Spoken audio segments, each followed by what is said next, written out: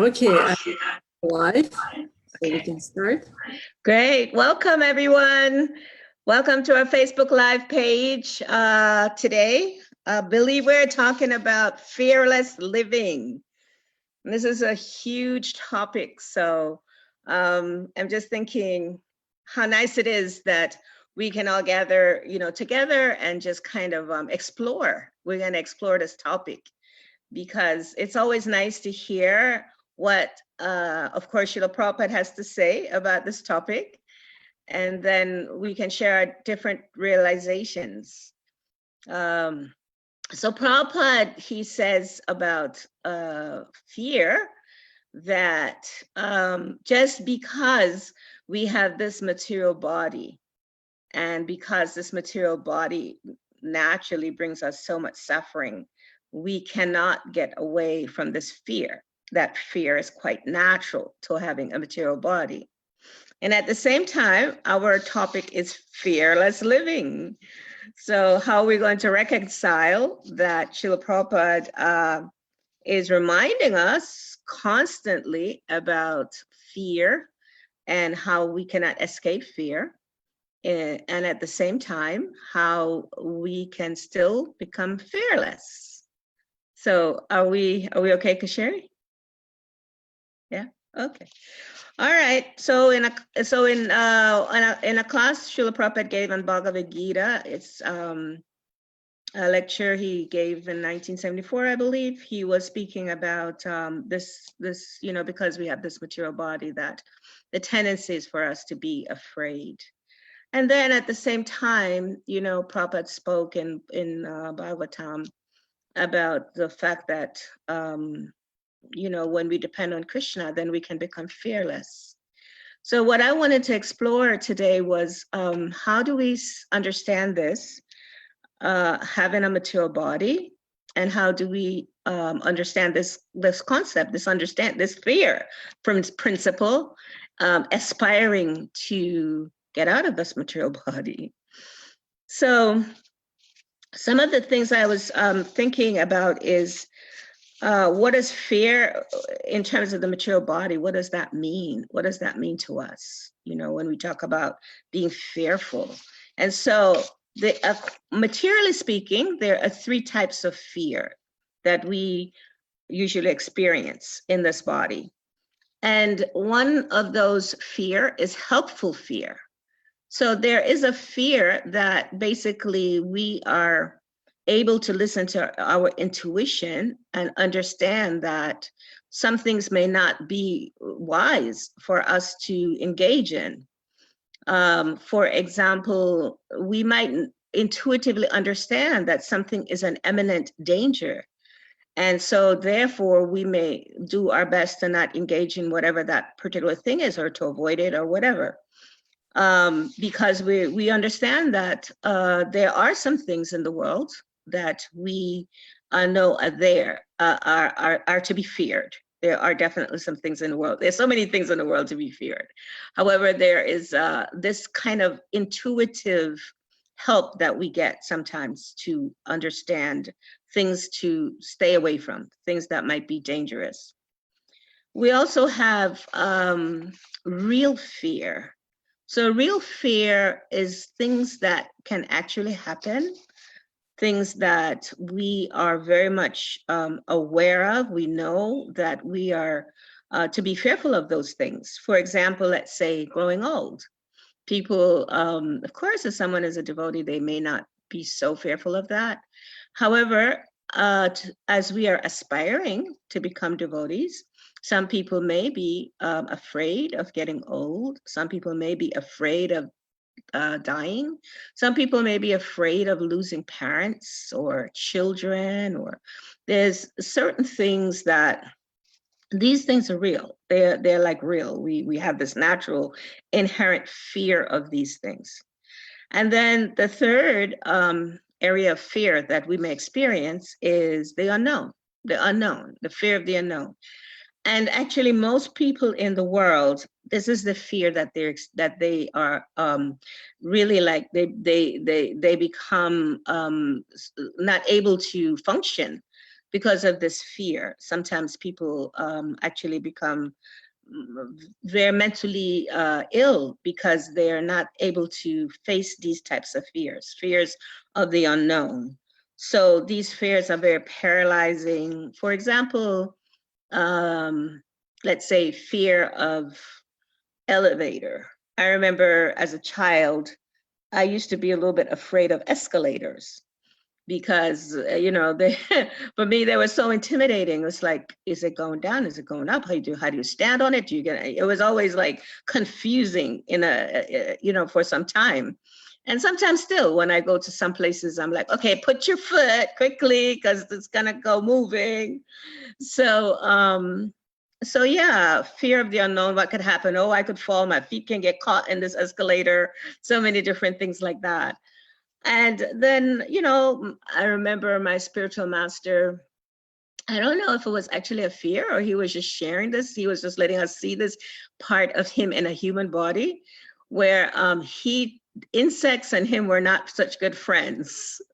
And so we would always need to be, all of us would be very careful to make sure that there weren't insects in the house, in his space where he lived, because he would actually like jump on a chair or something from some types of insects. It was kind of amazing to us. Sometimes we thought it was funny, but it really wasn't so funny.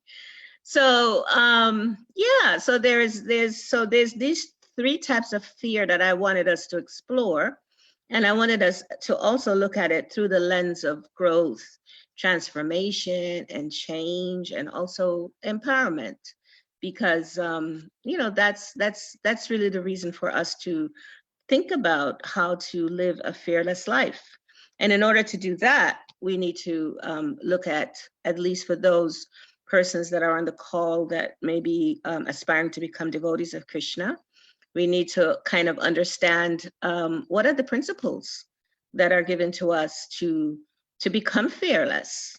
And so there's this beautiful story, as many of you may know, about Arjuna. It's in the first canto of Srimad Bhagavatam. And he's approaching Krishna and he says this beautiful prayer that it is such a beautiful prayer. I think, I love this prayer. I was visiting someone just a couple of days ago, and in the morning we were having Bhagavatam class at her home.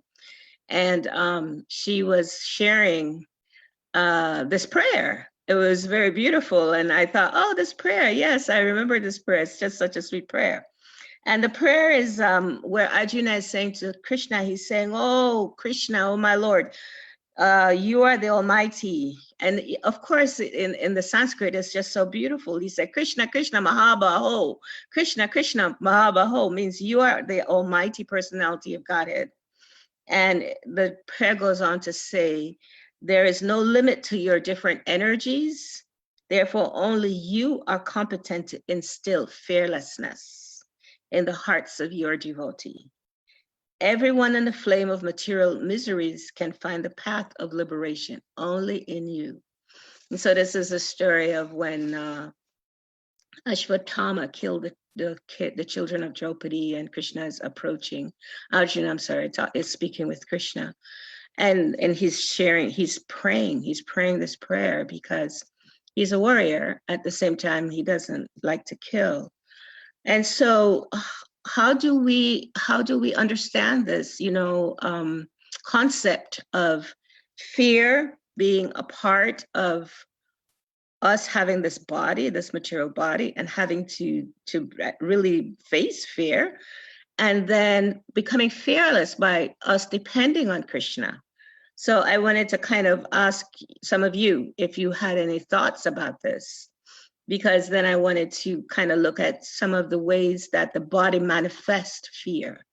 When we are in this cycle or in this wheel of fear, there are certain things that are manifested within our bodies. So before I go into that, I wanted to just get you to share a little bit about what we just talked about. So Kishori. I have no comments so far, and I think live go a little bit like with delay that we are talking with you. So I'm not sure if anyone can answer this question right now. Okay. All right. Well, then I wanted to then go on to some of the symptoms of fear that might manifest within our bodies, so we can be a little bit aware.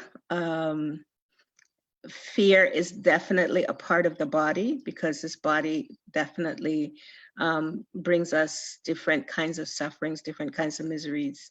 And if we kind of keep these different, if we keep thinking in these different ways, then certainly fear will keep manifesting within our bodies. So the first one I want to look at is being impatient.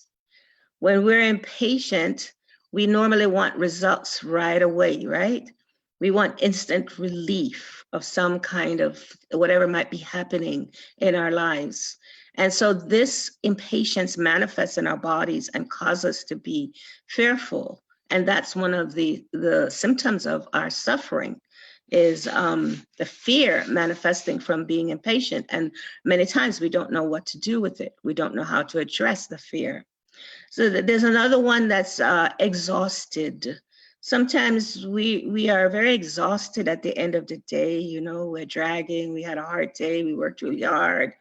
Everything takes so much effort. And then sometimes we think, wow, it takes so much effort, but nothing seems to be worth the effort. So we at the end of the day, we're totally exhausted, and then we become mentally exhausted.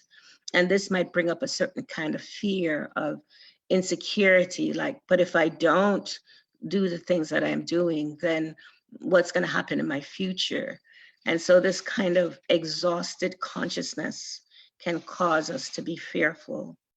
Another one is to be self-righteous. Sometimes we, especially those of us that practice bhakti, we have a tendency, to be self-righteous, to think that we're God's gift to humankind.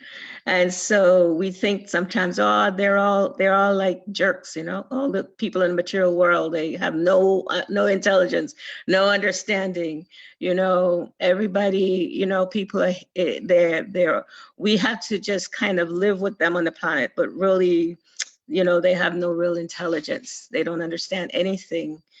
And maybe in some ways people don't understand bhakti, of course, but many people may be on different types of spiritual paths that they're pursuing.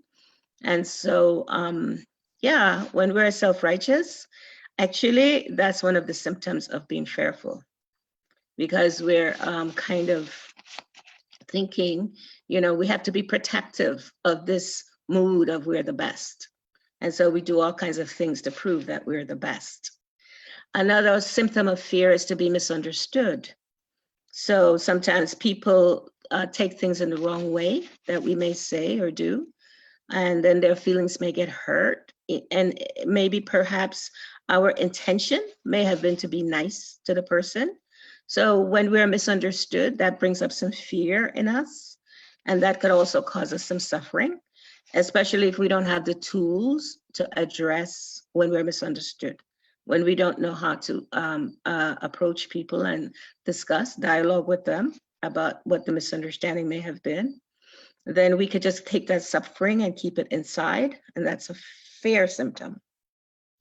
Another one is to be paranoid.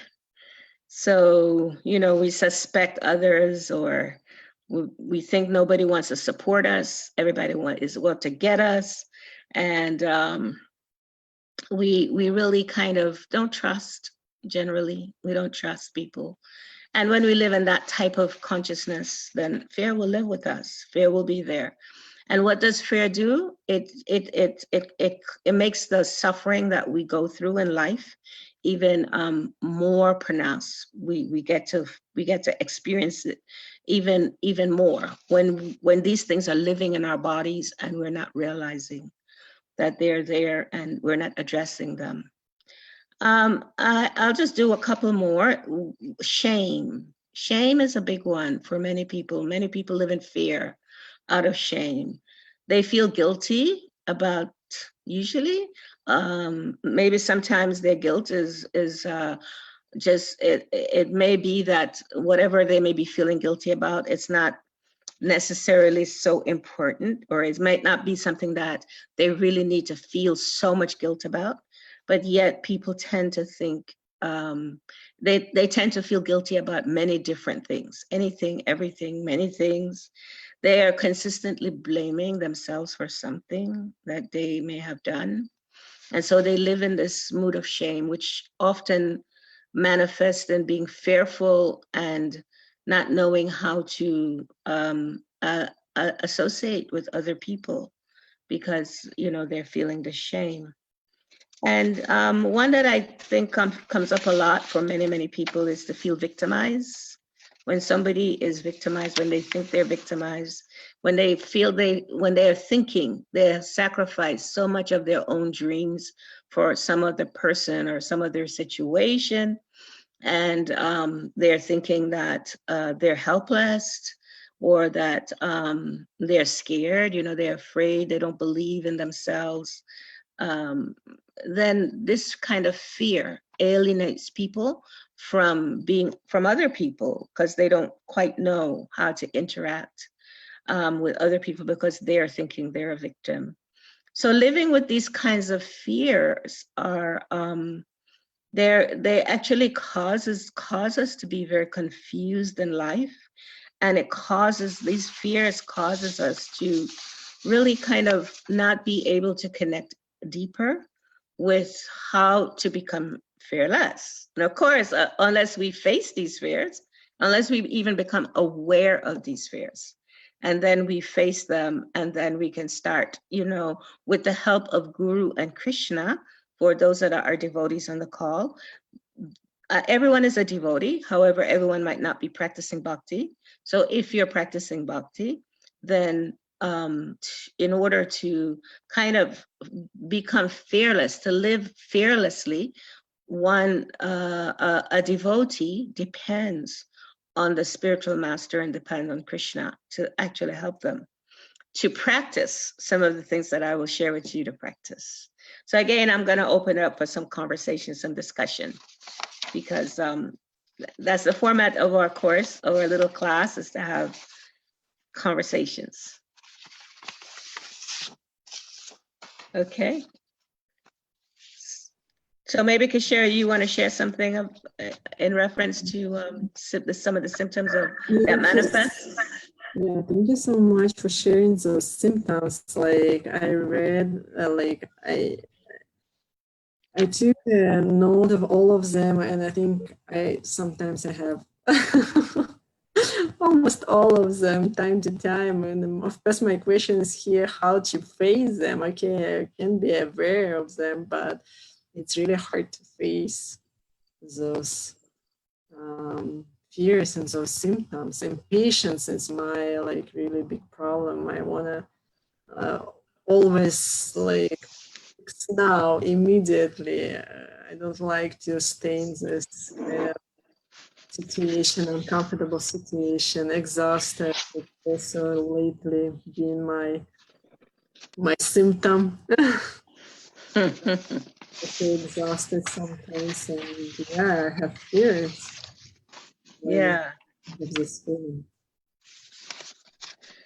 Anyone else would like to share?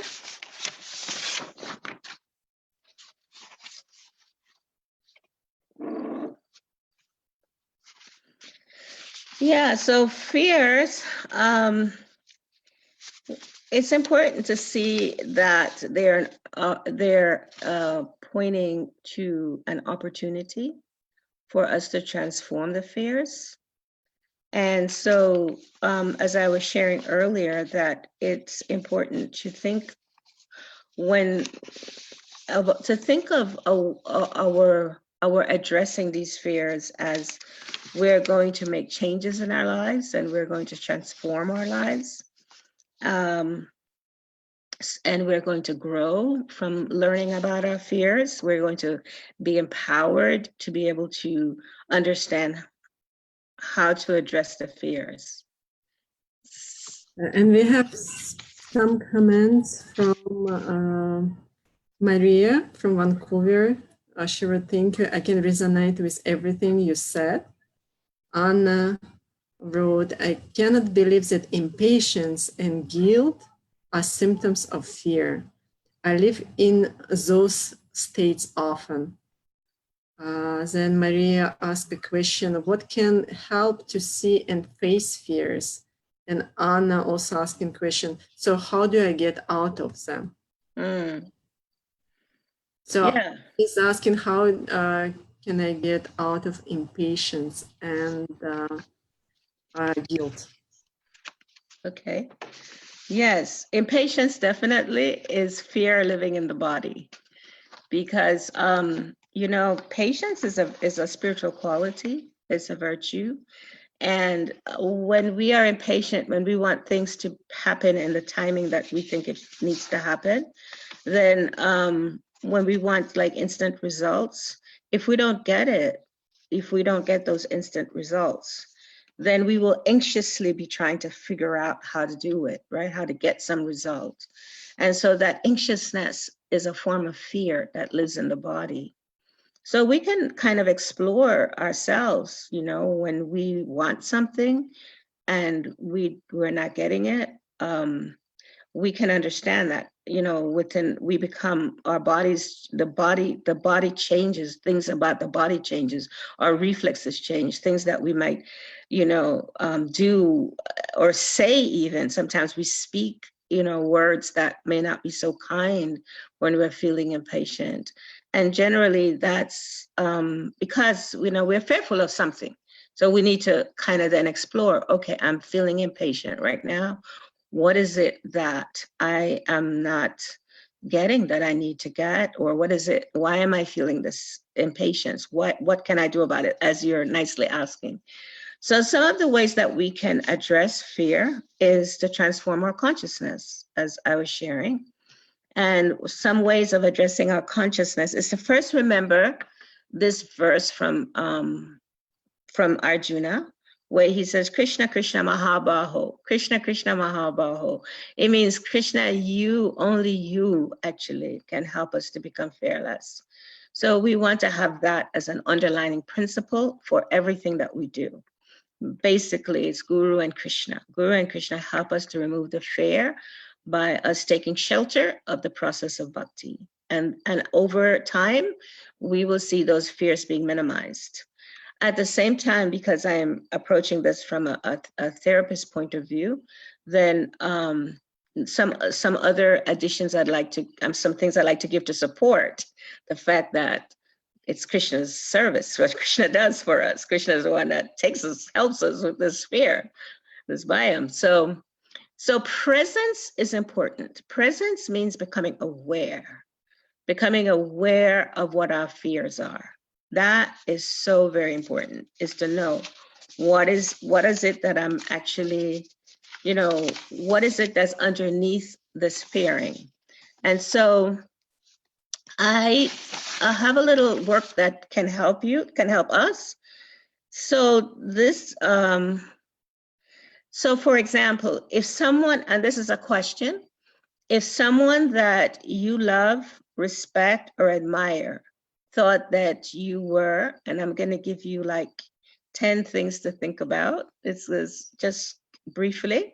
If they thought you were selfish or stupid or weak or incompetent, ordinary, loser, fake, lazy, invisible, rejected, most likely you would feel really devastated if someone thought of you in any one of those ways. And so I would like for you to think of what would be one of those ways if somebody thought of you like that.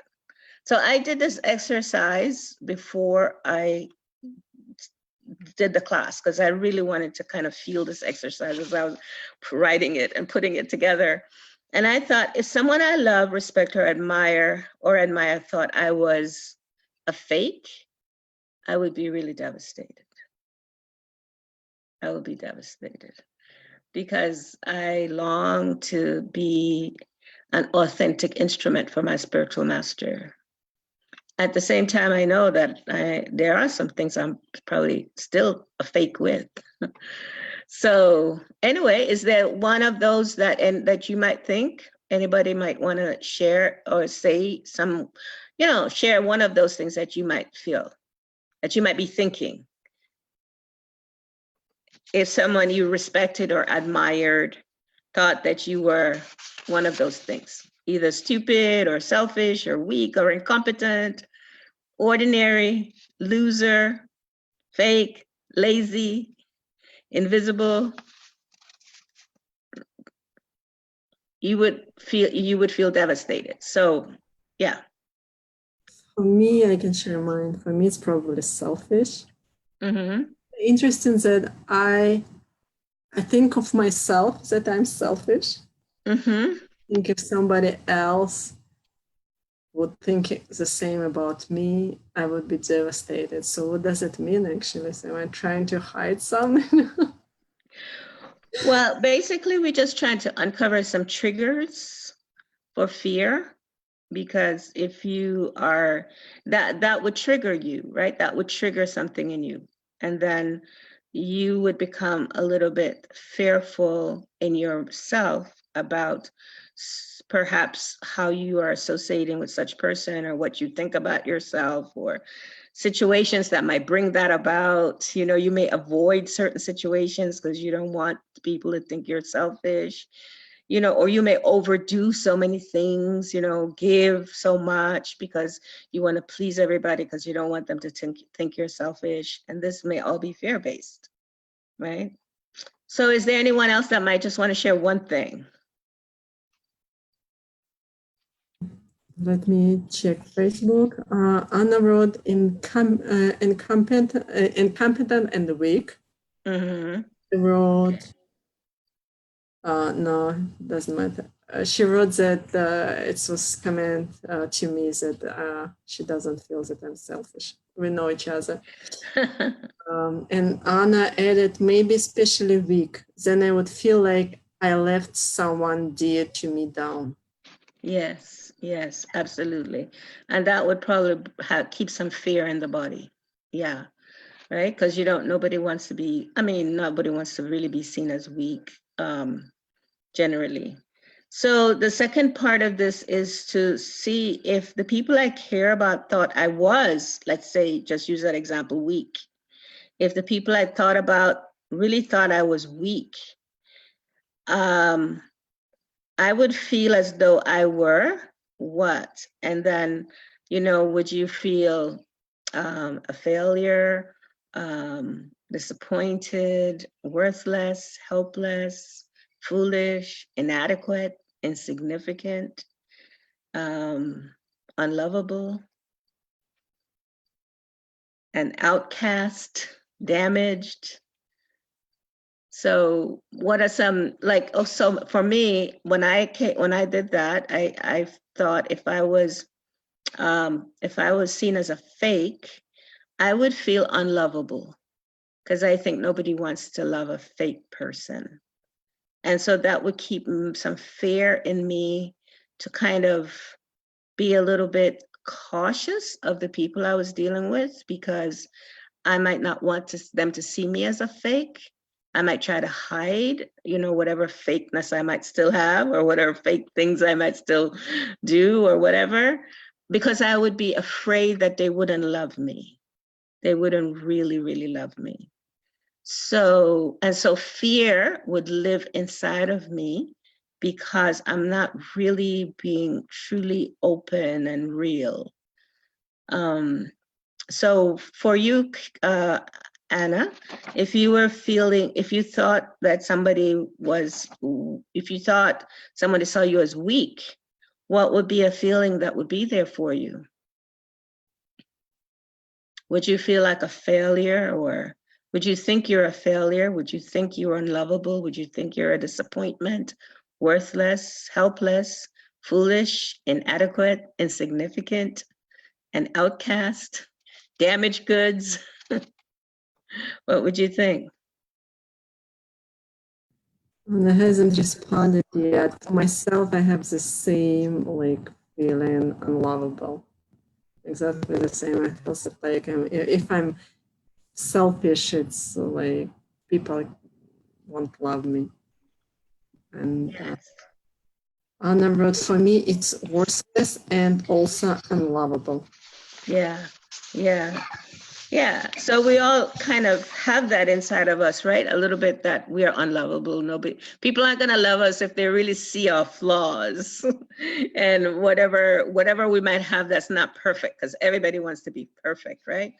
So we understand from Bhagavad Gita that we're not perfect. And that's the blessing that we have. We have this great, amazing blessing that we have Bhagavad Gita, we have Srila Prabhupada. And he teaches us, that as long as we have these bodies, yes, we are going to have some fear, and that's a natural thing. Actually, there's so much in Bhagavatam about fears that might be there in different devotees or different situations. And we see that when these devotees are experiencing fears, they actually turn to Krishna. They go to Krishna, and they just helplessly offer themselves to Krishna to help them to move through those fears. So this is ideally what we are to do. However, some of us might not be able to fully do that. And so I'm just giving a little more, a little different approach to help us to move to that direction. We are all moving in the direction of just fully just knowing, having faith that Krishna will help us through our fears. But however, because we live in the world, we need to kind of sometimes address things from the way things are approached in the world. And so that's kind of some of what I'm sharing with you. So again, presence is important to be able to understand what our fears are, which is what we just did. We gave some presence to them, to those fears, and we started to understand them. Acceptance, to accept our fears. Okay, I fear somebody thinking I'm a fake, because I really want to be loved. That's my need. I need to be loved. That's actually a need of the soul, is to be loved. And I'm thinking I won't be loved if somebody sees this imperfection. So I need to accept, I have this imperfection, and Krishna does love me. Of course, we know that. However, what if other people might not love me because they see this imperfection? Then I need to have inner strength, an inner strength that's for a bhakti yogi is developed through a process to be able to accept that there may be people that might not accept me if they think I am a fake, and that's okay. It's all right. Not everybody's going to accept me.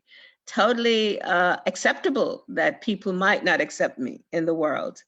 And so the fact is, what am I going to do about having this fake mentality or thinking that I'm a fake? So another way to some help for this is to get empowered, to move away from this way of thinking that I'm a fake.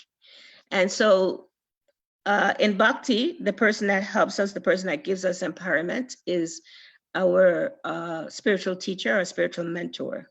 So similarly in the world, the way to get empowered to move away from these limitations that we may have is to have some wise counseling, so to speak, or a wise person, or maybe a wise committee of people that we can go to. It may not be a spiritual master exactly, or a spiritual teacher, but we have a wise council of people that we know that we can go to and say, you know what, I often think that I am selfish. I often see myself through those lenses. Or I often see myself through the lens of being weak, or I see myself through the lens of being fake. And these things are creating some fear in me. And it's actually kind of blocking my ability to really connect more deeply with Krishna. So we open ourselves to these persons and share very openly and very honestly. And these people being wise and having some understanding of how to deal with these things, they will help us to be able to become empowered, to move through, to kind of minimize these these tendencies that may be there that brings fear within our bodies. We need to become a little detached also from results of things. Like, for example, Anna was saying that sometimes she might think she's impatient, she might be impatient.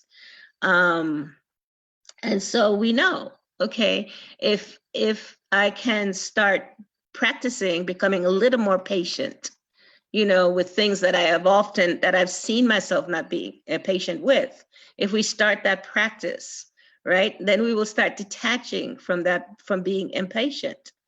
And this is also a principle that's there in our Bhagavad Gita, that to the degree that we detach ourselves from the material things or the material conditioning, to that degree we will also start experiencing more of Krishna and more of Krishna consciousness. We need to start actually experiencing more satisfaction or more contentment within ourselves, knowing that, yes, these imperfections are there, and knowing that these imperfections are causing us to be fearful, and we don't want to be fearful. We want to live fearlessly. So yes, what is it that I'm going to do to bring about more contentment? How will I seek help from my wise counsel, or how will I seek help from my spiritual mentor, teacher, master, or how will I ultimately cry out like Arjuna did to Krishna to help? And so there's a nice story. I mean, I don't know if it's a nice story, but I remember the story so well. When I came to Krishna consciousness, I was really very shy. I was like a really shy girl, shy lady, young woman. And my first 10 years of Krishna consciousness, my spiritual master sent me to Africa. And so we were teaching in Africa. And then we came back from Africa after about, I think it was 8 or 9 years. And then we opened this institute, the Institute for Applied Spiritual Technology. And when we started teaching, we started going into the universities, and we started, reaching out to urbanites, very educated people. And so at one point, I started getting invited, to some of the different activities that were going on in Washington, D.C. And there was a group in Washington, D.C. that was called the Divine Universal Sisterhood. And it was women, all women. And this one woman, who later actually did become a devotee of Krishna, she invited me to this program with the Divine Universal Sisterhood. And she asked me to speak. And I was so nervous, because even though I had already been in the movement for more than 10 years, I never really spoke publicly. And I would speak, but I would speak distributing books, but not speak in public at a public program like that. So I was so nervous. I stood up to speak, my legs were shaking. And I remember just shaking, and I just remembered it was the most uncomfortable feeling ever. And I remember going back to the temple, or to our preaching center, the Institute, and sharing with my spiritual master, like, wow, that was such an experience. I didn't expect that she was going to call on me to speak. And, I was like trying to say no, but they were like, no. And I think they couldn't believe, like, I was uncomfortable. I think that was a shock to them, because they were like, pretty powerful ladies. And so I was sharing this with my spiritual master, and my spiritual master said to me, he said, okay, we're in Washington, D.C. We're going to be, speaking to a lot of different kinds of groups, and you're going to be asked to speak. And so I want you to start speaking to people. I want you to start speaking publicly. And so really, he empowered me to do that, because on my own, I probably would have not ever done it. And by that empowerment, by him saying, I want you to ask them to ask you to speak. Let them invite you to speak. And I want you to keep speaking. I want you to keep doing it. I want you to keep doing it. And by me doing that in later years, I actually, I still get a little nervous, but nothing like how I used to get, And so now I can speak in front of hundreds of people, and it's not like a big, fear like it used to be. So that fear, I somehow overcame that fear by doing it, by doing the exact thing I was fearful about. And so that's one of the ways that we can really address fear, is if we are thinking we are selfish, or we're thinking we're impatient, or we're thinking that we're lazy, or we're thinking, other people might think this or that, jump into that thing, that very thing, and just do it, whatever it might be. Just do that. If it, and in the beginning, it might feel a little uncomfortable. Yeah, it will probably feel a lot uncomfortable. However, if we cannot persist, we kind of just keep persevering to do it, then we will see that it will go away. Maybe not totally, because I don't think, for me, I think I'm still a little nervous of some, maybe some people, I guess I would be a little bit nervous speaking to. However, in general, that fear is not as much there. So that's one of the ways that we can replace the fears that we may be experiencing in our bodies. So if we're thinking that we would be worthless, if we're thinking we would be unlovable, then do things that would be lovable, do things that would be worthwhile, do those things, and step into it and own it and be it. And so because that's what Arjuna did when he cried out to Krishna. Even the Battle of Kurukshetra, when he cried out, when he said to Krishna, I can't do this, I can't do this. Krishna empowered him, and then he did it, right? He did it. So that's how we get to study the Bhagavad Gita. So in the same way, we can endeavor, with the help of great personalities, and endeavor with the help of Krishna to overcome these different kinds of fears that are living in our bodies, that we create within ourselves and our bodies. And so I wanted you to choose like one main area where you might have put on hold. And I would like you to, maybe you were expecting that things were going to change magically. You put it on hold and you're just thinking, okay, well, this is just going to change. And I'd like you to do something about it. Like before I took this course, before I started sharing this course, before I started speaking this to you, I had a phone call from this friend, and I was thinking of a fear that I might have, a main area where you might have put on hold, where I was thinking, I'm thinking it's just going to change magically. One of those areas for me is driving a car in the city. I am so not wanting to ever do that, or I have like some kind of inhibitions or some fears are in my body for sure about driving a car in the city. And I drive to the temple and no problem. And immediately I'm to think of driving somewhere where there's other cars, a lot of other cars. Then I'm like, no, I can't do that, right? So I thought, I was telling my friend, I said, I'm gonna ask the participants on this class today to take one thing and to act on it. And that's the one thing that I need to act on. And so I was asking her, I said, so would you be willing to drive with me, sit in the car while I drive to the nearest town so that I can start facing this fear that I have? And then the second part of this is to list the benefits of doing that. Once you've done that, what is the benefit of having done it? And then, so if you can choose something within 24 hours, because it's something you got to do right away, some fear that you may have that you put on hold and that you need to address, because that's the only way that we can change fears. We can transform fears, is to be able to address them. And of course, that, as I said earlier, that doesn't mean addressing,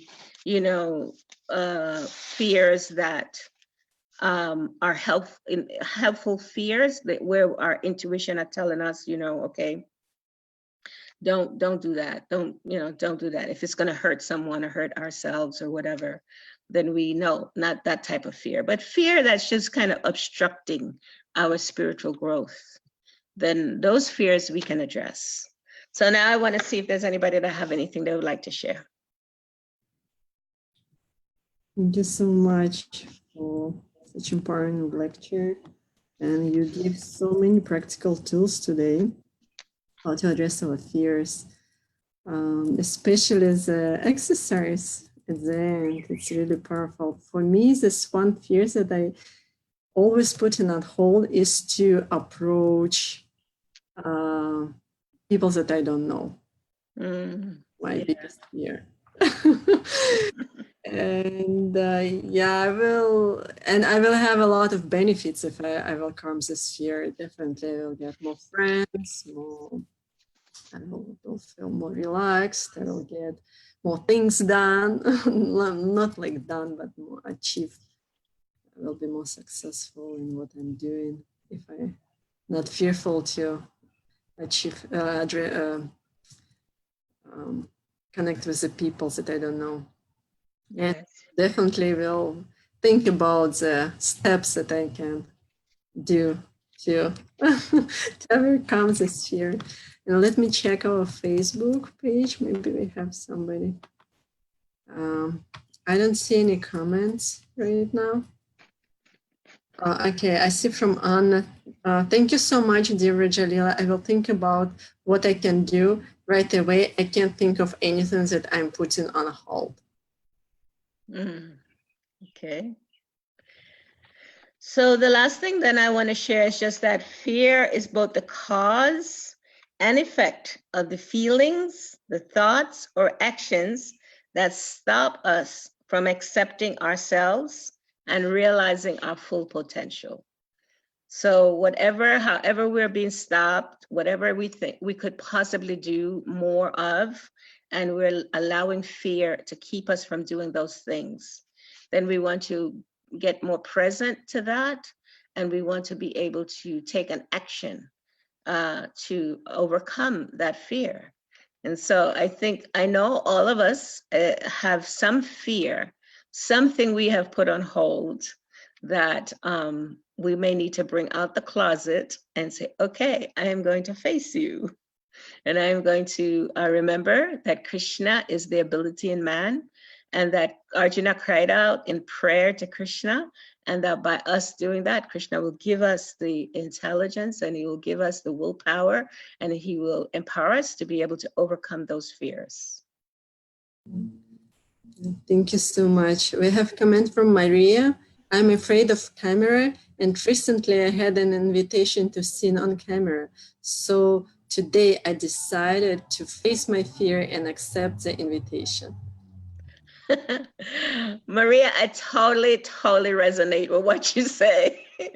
I am so also, Kasheri knows this like anything. She's been trying to get me to do so many things on camera. There's one I still have on hold.